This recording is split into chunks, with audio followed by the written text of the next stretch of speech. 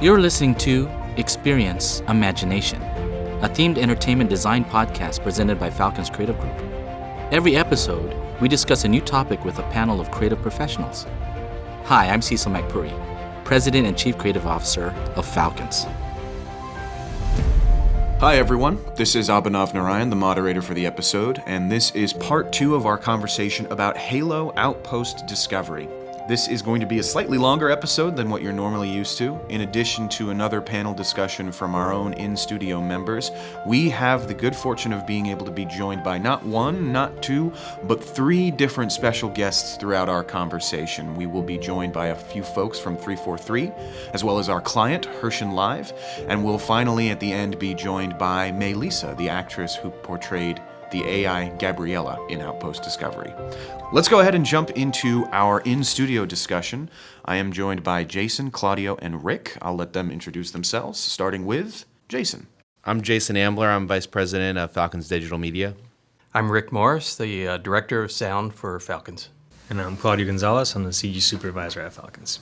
So this is part 2 of our discussion about Halo Outpost Discovery. In part 1, we talked a little bit about the overall vision behind the narrative and the venue at large of Outpost Discovery. Today, with you, I want to talk about the implementation process of what it was like to realize this venue.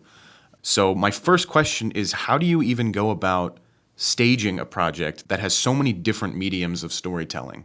Because just to lay it out for our listeners, there was a dome theater show, there were multiple audio narrative sections, there were traditional media monitors that needed content, and there was even a hologram right there at the front of the venue. How do you tackle a project that has so many different storytelling canvases? Well, you stay organized and you track it all. We had a running media matrix of all the different scenes that we were working on, durations, resolutions, when things changed, monitor sizes and things like that. We even take that into account as far as how big is it going to be on screen? Mm-hmm. How big is the text or the graphics going to appear? So all those things you have to think about. You're not really making it for any screen. You're making it for a very specific screen in a specific area that's going to be a specific distance from the audience that's watching it. So those are all things you need to factor in. Claudio, you actually wrote an article for the Falcons blog about the unique challenges and opportunities of dome theater formats. Can you tell us a little bit about what it was like to realize the world of Halo for a dome theater? Actually, the piece I wrote actually kind of goes a deeper dive into Halo as well. I used that as the case study. And for Halo, our big goal was to kind of build the world as if you were in a video game and you were able to kind of feel like you could explore every inch and part of that Halo ring world. Yeah. So for us, building anything in a dome experience, it's really about being able to build everything in a 360 environment. And in this case, whenever you're doing a dome project, you're trying to choreograph and create an experience that utilizes all aspects of the screen and the format. Right, the full field of view that you get with that.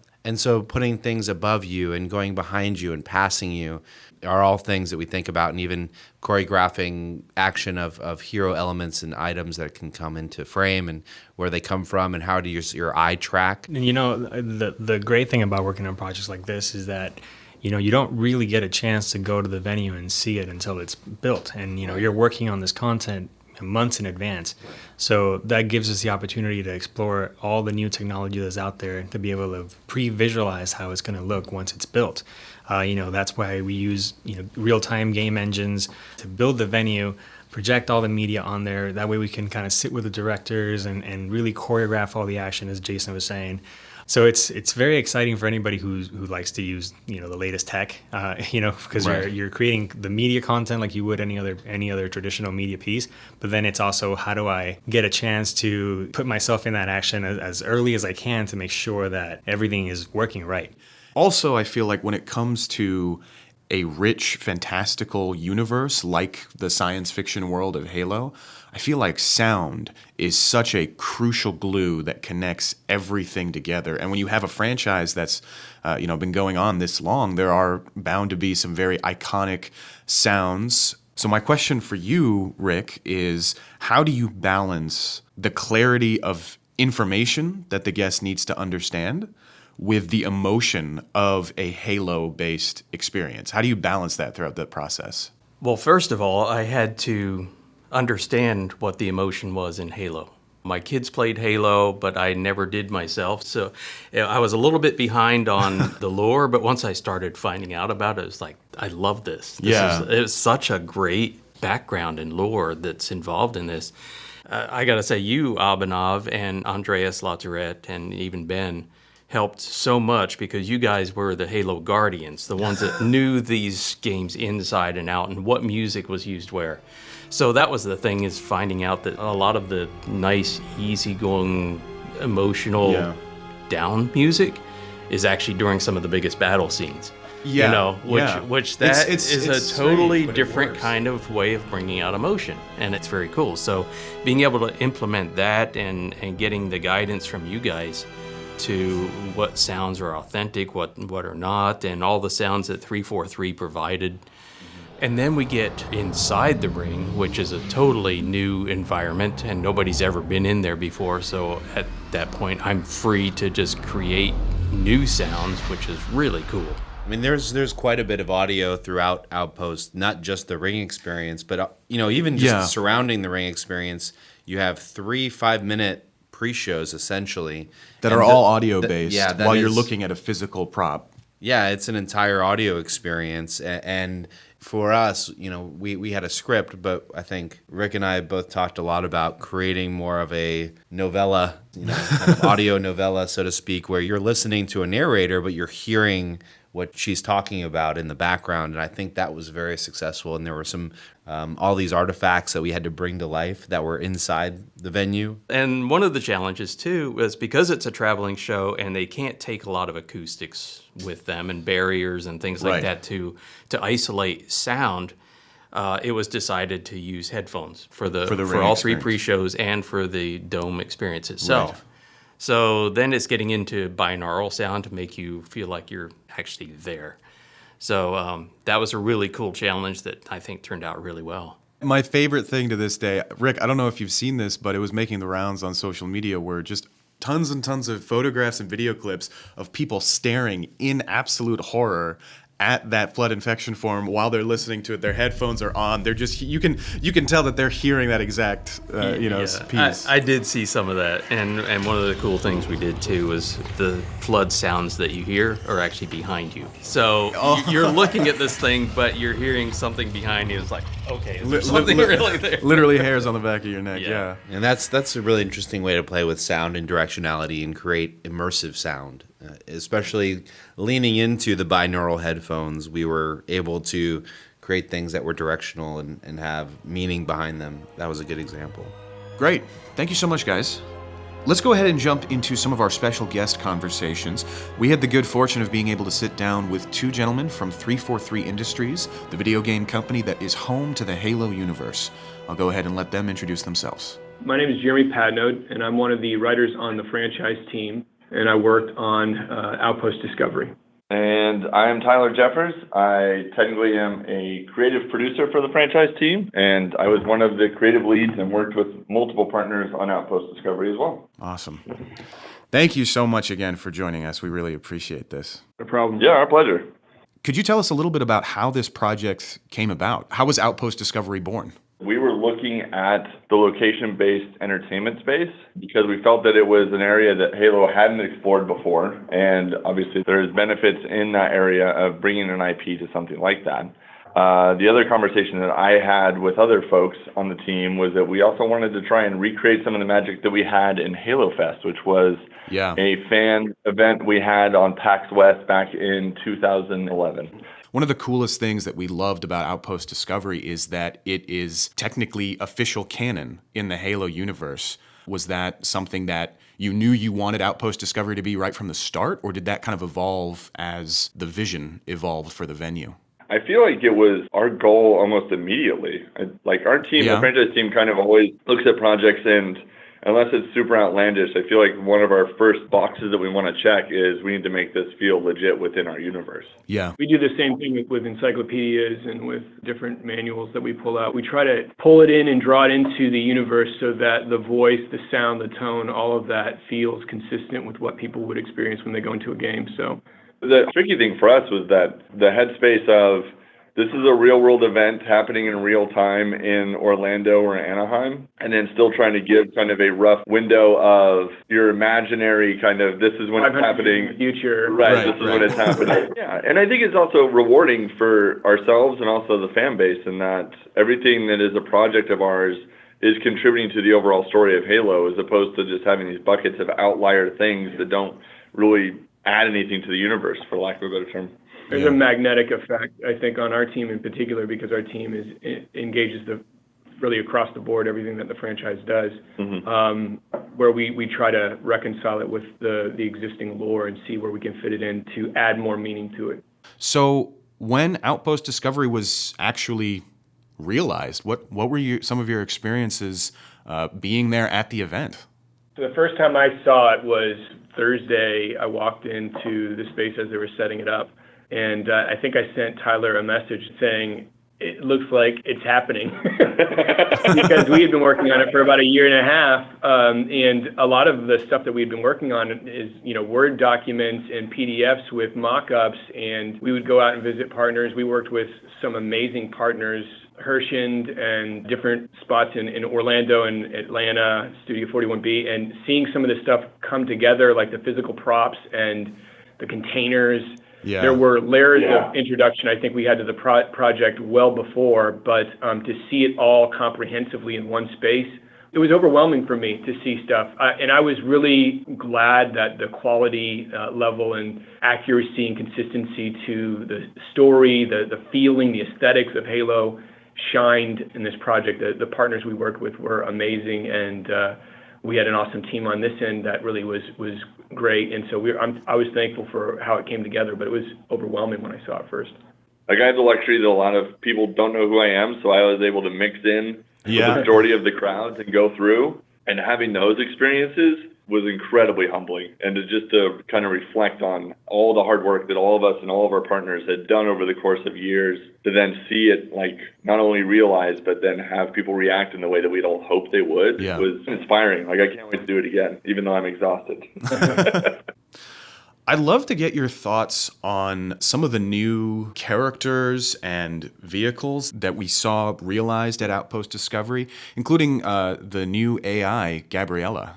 When we started developing the lore behind Outpost Discovery, one of the ideas that, and I'm not sure who had it, maybe it was you initially, Tyler. I never have good ideas. Was that we should have an AI sort of be the guide here. And then we went through, like we normally do, cycles of revision on who this should be, what kind of character, what the backstory is. Gabriella is a smart AI in our universe, which just means that the neural pathways of a human being were used in order to create her. So she has the ability to think in ways that dumb or lower AI intelligences can't.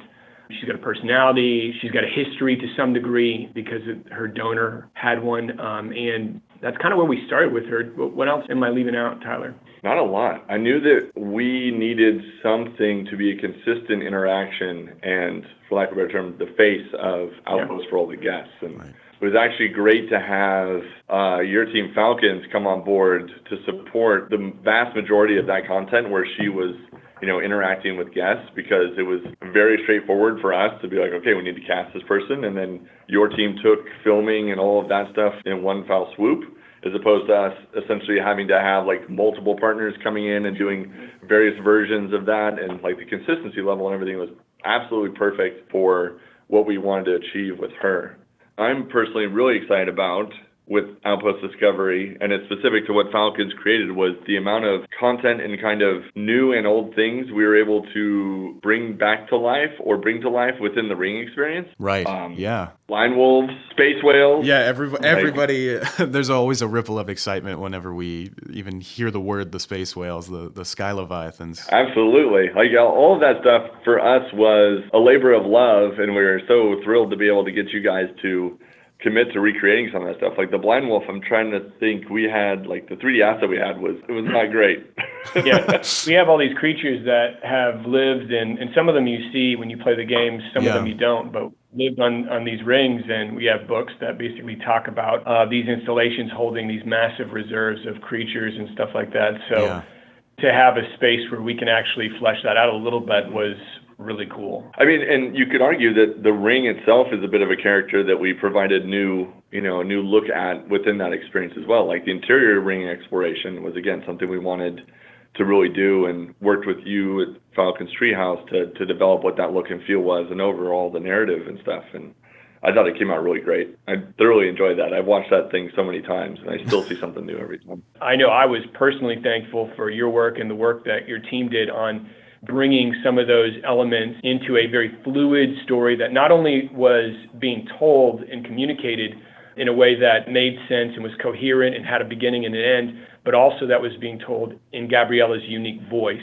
There's an aesthetic to her communication, to how she forms her words, to where she goes in sentences that you guys absolutely nailed. And the balancing act between those two, I thought, was really executed really well in the sense that when we brought you guys the glut of information and data and tried to pull it into a script format, you guys were able to process it and understand the environment and what was going on, and sort of weave in a clear narrative and a feeling of flow that would have been hard to get otherwise. So that's my. Did you have anything to add to that, Tyler? I mean, other than saying thank you for making all of that digestible, because I know early on we also had the goal of, we need to make sure Halo's universe is intimidating to people who don't know anything. And a lot of information. From the Hall of History just all together, as well as Gabriella's introductions and like the ride experience intros, we wanted to make sure that everything we were presenting was done in a way that was very accessible to the hardcore fan as well as their significant other or their kid that they were bringing to kind of experience it. Because that was ultimately one of our goals was, we know that the core fan base is going to come and want to enjoy and absorb everything we could possibly throw at them. But also they're likely bringing people who maybe have a more casual or no experience with Halo at all. And how do we bring them kind of up to speed and also give them content in a way that they can enjoy it? So again, thank you, because I feel like we did that because of the way, a lot of the stuff was done and handled. I mean, that's awesome to hear. To your point, I feel like, the narrative team on our end, we really found, while we were working with you, that the Halo universe lends itself so well to being impressive. And we were able to, I think we found those opportunities to use context from throughout the universe to, further inform and keep things not sounding like a lecture, but keeping things interesting and inspiring. And so the Halo universe is just so innately impressive and big that as we continue to work with you and make sure that it was a story and had that emotional weight of just that impact that's already there, I think it all fit into place really well. I agree completely. Right up front, when we first met you guys, it was clear that you guys got it and were Halo fans. And so it would have been difficult for, and not impossible, but difficult for other teams to come in and to try to execute on something that maybe they understood intellectually, but that they didn't have a passion for. But it was really clear that you guys this was a partnership where we were fans, all of us were fans of this franchise and wanted it to shine in its true light. And so when you guys were working on it, it was clear that we weren't working with people who were unfamiliar with Halo at all. Yeah, I specifically remember walking out of one of those first calls with the storyboards, and Jeremy and I were talking about wow, that first or second meeting, we covered so much ground that normally with other partners or new partners bringing them on board, there's a lot of hand-holding and basically bringing them up to speed on what the universe is. Because again, it's intimidating. You even if you're focusing on one little cinematic, you have to have an understanding of a lot of complexity. Even as Chief is 7'2", what does that mean on how this other thing is relatively scaled to him? And again, I remember us walking out of that meeting going, wow, most of the heavy lifting we don't have to deal with. Now we can just focus on making this the best content we can. I mean, even some of the adjustments early on during that meeting, I remember because we had sort of an ambiguous idea. We want to take people on a Halo ring. Right. And that in itself was daunting for us because we had thought through a variety of other scenarios that just were not possible. And through some brainstorming meetings that we had with Herschend, we eventually came to this conclusion that we were going to do this sort of dome experience. Yeah. And the thing that was awesome was, as we were coming to understand what this would be, you guys kind of walked alongside us and said, hey, listen, we think it would be good for this to be a drone. Mm-hmm. Yeah. So the conceit is that it's being projected to the dome that you're in Outpost Discovery. You're not physically there, obviously. Right. And all of that really gelled well. I mean, you guys were using, like, already sort of artifying it with designs from our universe with the Wasp and other things that we have in our universe. I mean, right in that first initial conversation over the phone, it proved that you guys got Halo, like our fans get Halo, and that this was going to be advantageous for everybody because you guys are going to drive to make it as awesome as possible. And that's exactly what happened. Yeah. Imagine if we had more money and more time. That's more money and more time. Yeah, that's always the imagination to go to. Thank you so much for joining us on this conversation. It was a pleasure to speak with you. Yeah, likewise. You guys want to do more of this, just let us know. We're happy to do so. Absolutely. We'll take you up on that. Thanks, Abhinav. Yeah, hey, thank you guys. Special thanks again to Jeremy and Tyler from 343. Tremendous pleasure to speak with them. Let's go ahead and jump to our next guest. Herschend Family Entertainment is well known in the themed entertainment industry for owning Dollywood and Silver Dollar City in Branson, Missouri. Our client, Herschend Live, is another branch under Herschend Enterprises, and in addition to managing the Harlem Globetrotters, they recently sought to provide a physical platform for the Halo franchise to exist in physical form, what has now become known as Halo Outpost Discovery. I'll let our two guests introduce themselves. I'm Tom Swedich. I was a project manager for Halo Outpost Discovery. And I'm Mike Yeager, and I was the creative director and the co-producer of Outpost Discovery. We're missing a third companion who wasn't able to be with us today, Doug Rutledge, who was the other co-producer. He's the director of business development for Herschend Enterprises. Thanks so much for being here. I first wanted to talk about Halo Outpost Discovery being a traveling exhibition. It almost feels like the venue reinvents itself every single time that it travels between locations in some ways. Can you talk a little bit about that experience? There was a sort of an interesting experience. Not only was the venue slightly different in every place because it had to be configured to fit the available space, but I think Tom and I found that the crowds were different. Part of the design is about guest flow and how to handle people in spatial environments. But we sort of look at them as monolithic. And yet we found that in each city, they had a very different personality that we could see evolve right as they entered the show. That's fascinating. I wouldn't have thought that. Orlando, I remember standing there with Doug in the Hall of History watching everyone come in, and they ran to retail. And I looked at him, I said, why'd we build the rest of this? 80% of the people went to retail right away. It's like, wow, we could have just did a bit larger retail store and been done, And then you go to a show like Chicago, and they came in and there was a huge dwell time right in the Hall of History. And people would come in and ooh and ah about the full-size characters and vehicles and things that we'd put in there. And so I would have to say that every city, there were different personalities. I think it was Houston where I remember they came running in. They had an agenda. I want to get to VR. I want to get to laser tag. Where's this? Where's that? And they were, just heading right there. Interesting. I want to switch gears now for a little bit and talk about time frame, because I don't think a lot of people know exactly how fast this whole thing came together. Mike, can you tell us a little bit about the challenges you faced with the time constraints of this project? The preferred way to do a project is to design it and then build it, and it gives you time to vet all the drawings. And we basically looked at the schedule we had and said, this is going to be something in the industry called design build. I'm designing it and building it. If we can get, we broke it into modules and said, I can get that part going, I can get that part going, I can get that part going. Right. This part's going to take more thought. So that was part of the Tom's magic of managing this thing, where it was always in various states. You couldn't look at anything. There was never it's 30%, it's 60%, it's 90%. It's like, that's done, that's 30%, that's 60%. That piece is done. Yes, and that made tracking it, and because this show has a lot of pieces. Right. You got to build it well, and it's got to look good. And so our people demand that it will last and it's safe, and then the IP partner says, and it's got to be in universe, and it's got to look good, and it's got to be authentic. And we just go back and forth until we find a solution to make it work. Right. So I'm curious to know, what were some of the biggest surprises or hurdles you faced on this project? Tom? I'll say Chicago was our biggest hurdle. I mean, it was the week before?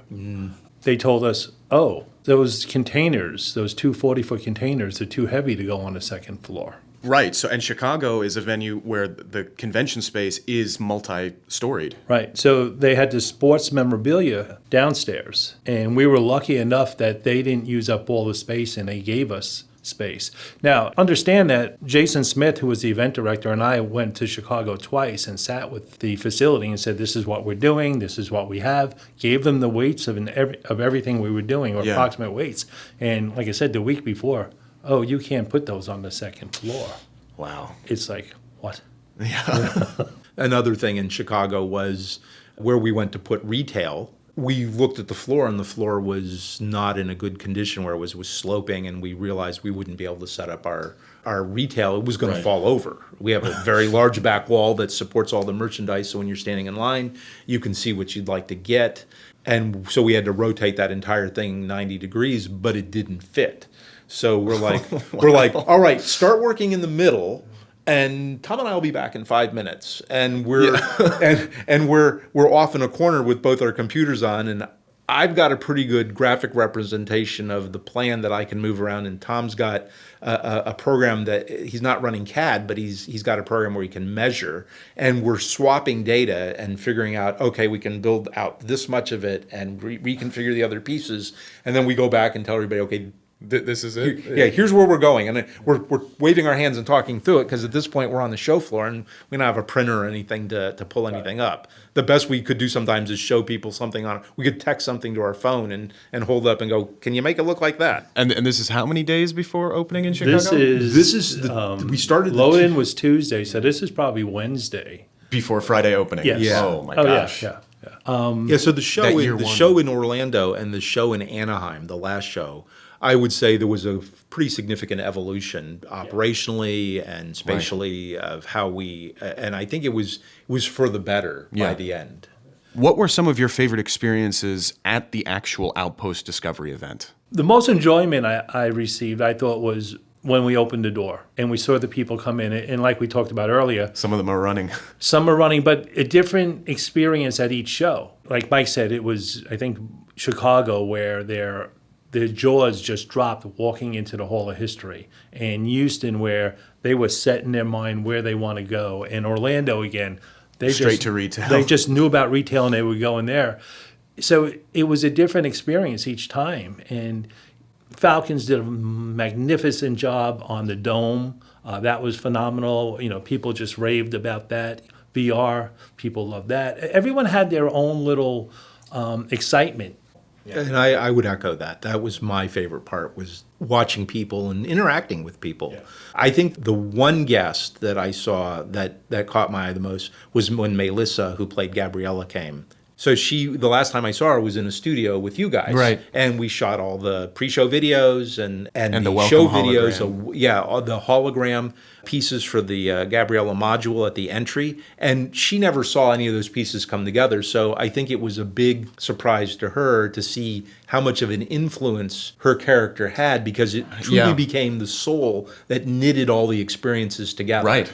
We saw her walk in and she looked at the Gabriella experience, the hologram, and she was just like, her jaw dropped. Yeah. It was like, wow. You know, it's like, oh wow, that's me. You know? Yeah. Yeah, 2-foot version of herself. So when you're an actor, actress, you're there on the stage and you do your lines and you go home, and you don't always get to see the fruits of your labor. So I'm glad that she came, and I'm glad that she could see how she became the through line of the show. Yeah, such a presence throughout the entire venue. And I think that is the perfect segue for us to go ahead and jump into our conversation with Melisa right now. Thank you guys so much for joining us. It's an absolute pleasure to speak with you as always. Oh, it's our pleasure. Yeah, Thank you. It's been fun. Real quick, before we jump into an interview with Melisa, let's hear a snippet from her character, the AI of Outpost Discovery herself, Gabriella. I am Gabriela, an artificial intelligence created by the UNSC to help guide you through this facility. Many secrets from our war with the Covenant have now been declassified. Inside, you'll have a chance to get up close and personal with alien machines and technology previously undisclosed. Okay, I am joined now by Andreas Latourette, who you heard in part 1 discussion of Outpost Discovery, as well as Jason Ambler, who you just heard a little while ago, and we are thrilled to be joined by Melisa. Melisa, can you introduce yourself? Hi, my name is Melisa Pereira, and I had the great pleasure of playing Gabriela at Halo Outpost Discovery. Thank you so much for joining us, Melisa. The first thing that we were really curious to hear from you was what the journey was like after you were cast to kind of discover the full scope of this role, because the casting process was understandably very confidential. And so after you got the part, what was it like to start to receive all of this information about the vision of Outpost Discovery and about the character of Gabriela? Well, I don't know if Jason remembers this because he was on the call, but somebody asked me, do you know what Halo is? And I said no, not because I didn't know what the game was, but because I was sure that's not what you were talking about. Because there's no way that's what you mean. So I didn't know that they were talking about the Halo game. The Halo, yeah. Yeah, and so I was writing notes on my notebook as I get, my professional gigs, and my husband's sitting next to me, and he's like, yes, you know Halo. I'm like, oh my God, they really are talking about Halo. So I was just really glad that I didn't know all the details, because I think it helped me be more myself in the audition, and if I had known what it was for, I think I probably would have freaked out a little bit more. So I was glad that everything was kept secret. But it was really overwhelming. And then from then on, I just started looking into the lore and figuring out how it is that this character was going to fit into it so that I could bring some truth and some knowledge as I spoke these words about this world I knew nothing about. Absolutely. Jason, do you remember that call? Oh, yeah. And subsequent calls, I remember each time we talked, you had been doing all of your homework. And you every time you brought so much more to the character, and what you were thinking about the character could be, and being adaptable and bringing all of the knowledge and classical training that you had as an actress to this new and exciting role. Yeah, actually, to kind of ping pong off of Jason's point there, we were wondering, Melisa, as you were doing your research and kind of going through the universe of Halo, going into its depths, what was the thing that you discovered along your own journey that you that really stood out to you and really meant something to you? We were just curious. Yeah, well, with any other project, it all starts with the words, right? With the words that you get to say. So for me, what mattered to me was the words that I would get to speak. And it was actually really emotional. There were some lines that I got to say, like, there was one that I'll never forget, and it's in the Outpost, but, she says, we stand on the shoulders of the brave soldiers and Spartans who came before us. I mean, are you kidding me? Yeah. I'm an immigrant in this country. I'm obsessed with legacy. This game is kind of obsessed with legacy in a way. Absolutely. And how we're going to keep it together. And so that actually was really emotional and real for me. And it made me feel like, as an artist, and like you said, I work on a lot of the classics, and a lot of the classics weren't written for me necessarily. So I'm kind of there to shine some light on perspectives that aren't necessarily highlighted in these old plays. So many people have said you have to sound like this or not sound like this, or, pull your accent back, do more of this. And it's so empowering to think that now it's my voice that is grounded and rooted and gets to guide these people, these new and old fans, through such an exciting experience for the Halo universe. It's epic. And at the end of the day, it just makes me feel so proud that after that struggle of trying to figure out who I am as an artist, that it was my voice that was highlighted to do this particular job, and to have that responsibility is nothing short of amazing. Halo as a whole, it's a community, a deep one, and it's really awesome that this new element and this has been brought to the community as a whole through the environment of Outpost Discovery. So it's really cool to hear. I want to be part of something bigger. That's why I'm an artist. I want a squad, and Halo is a great squad. Yeah, so I agree. Totally. The leadership of the place too, it's inspiring. Everybody is so open-hearted and connected and ready and willing to engage with fans from all parts of the hierarchical line. From I got to meet Kiki and Jen Taylor came up to me and said, oh my gosh, so-and-so says hello, and this other person says hello. And she knows two of my really big mentors from my theater career, and that just shook me. But the fact that, I wasn't going to go up to her, I didn't want to interrupt or anything, but she came up to me and made sure that I felt comfortable. And that was everywhere. I stood in line with fans and I got to eavesdrop on their conversations and what they're excited about, and because they don't know me yet, right? So it was really great to feel part of something bigger. Awesome. I mean, again, that perfectly segues into my next question. We wanted to know what were some of your biggest surprises being at Outpost Discovery and engaging with the community, other than, of course, seeing yourself as a full-size hologram in the center of the space. Yeah, that's always a little overwhelming, right?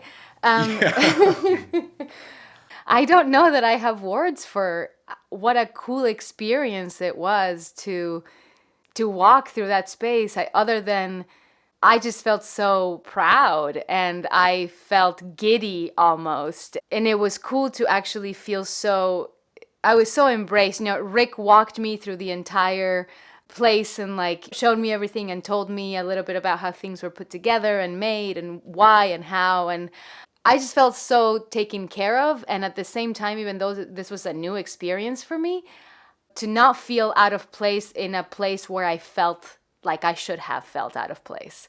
And that just says a lot to the culture of the environment that I got to be a part of, that I just felt so included. And not only that, but I got to be a leader in this space.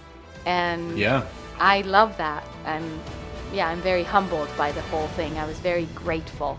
We are so grateful to you for being such an amazing artist and collaborator and star, and we're also really grateful to you for taking the time to speak with us today. Oh, what a joy, though. Thank you, everybody. Thank you for including me in this. Thank you. Thank you so much. Thanks, Melisa. Ciao, everybody. And that concludes our two-part conversation about Halo Outpost Discovery. I want to thank all of the panelists from our studio who participated in these episodes. Thank you to 343, Herschend Live, and Melisa, and all who attended the event, came up and spoke to us on the convention floor, attended our booth, attended our presentation. And also, I want to thank all of you for listening. As always, you can send us an email at podcast@falconscreativegroup.com if you have any questions, comments, or ideas for future episode topics. And with that, we'll see you in the next episode. This has been Experience Imagination. For more information about this episode's discussion, be sure to visit our blog at falconscreativegroup.com. And don't forget to follow Falcons Creative Group on LinkedIn, Facebook, and Instagram.